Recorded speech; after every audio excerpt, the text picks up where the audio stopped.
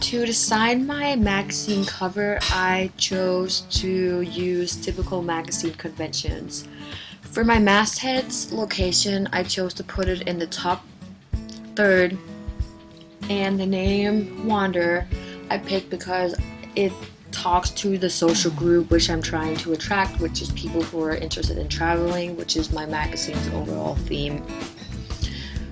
My cover image I shot in Idaho in a little city called McCall, and I chose this specific shot as my central image because the theme of this issue of my magazine is a winter wonderland, talking about wintertime, what's good to do over breaks, and therefore I thought it would be a good idea to use it as my central image to show the reader right away without having to opening up the magazine what the overall theme would be, which is also why I decided to add a puck in the top right corner of the cover which says Winter Wonderland Special, Special, Special, which again would allow the reader to see it without even having to open the magazine. And for my additional cover lines, I chose to put them in the bottom right third, and I used a sans serif font for all of my cover lines to make them look as appealing as possible, but also to make them look simple. And my main cover line, which is week 7, I chose to put in a larger font type so it would stand out more to the reader, and I also did add a subheadline for that one. I decided to make my table of contents a double page spread so it would allow me as much room as possible. Some of the elements I chose to emphasize on my table of contents was my masthead, and I also included the issue date. Besides these two things, I added all the images to the left. I made sure these images had some color on them to make them stand out and really grab the reader's attention. I also included headlines and subheaders for each of the articles in the magazine, which would give the reader a little short sneak peek of what they were about to read about. The pictures that I added on the left side all have to do with one of the cover lines to the right. I chose the polygon shapes to play around with the design, and I actually thought it ended up looking pretty cool.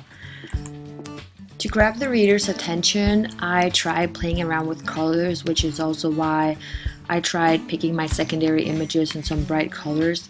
The page numbers to the right of the page are in a navy blue and the same maroon red as I used on my cover.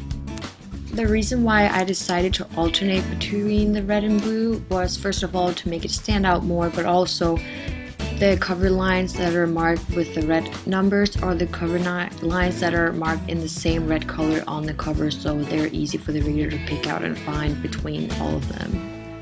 I spent a lot of time playing around with the arrangement of the text and the images, and I tried splitting it up as much as possible to make it as easy looking for the reader as possible. So I picked the left side to be the pictures, the right side to be text, and the very far right to be the page numbers. Text I tried picking something really simple and short so it wouldn't be too much information and too much text the reader would have to go over all at once.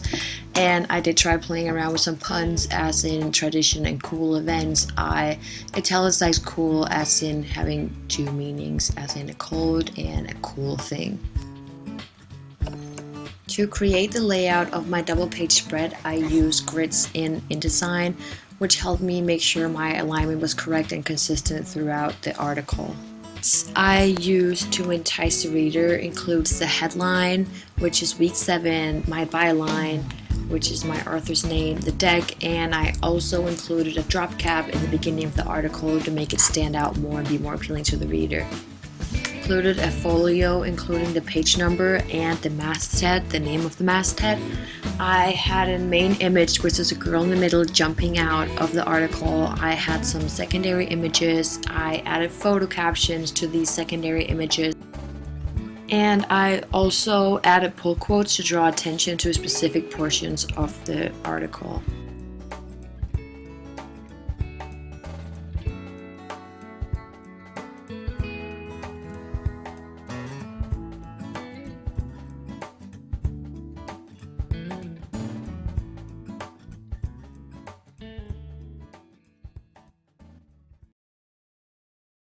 created using Powtoon.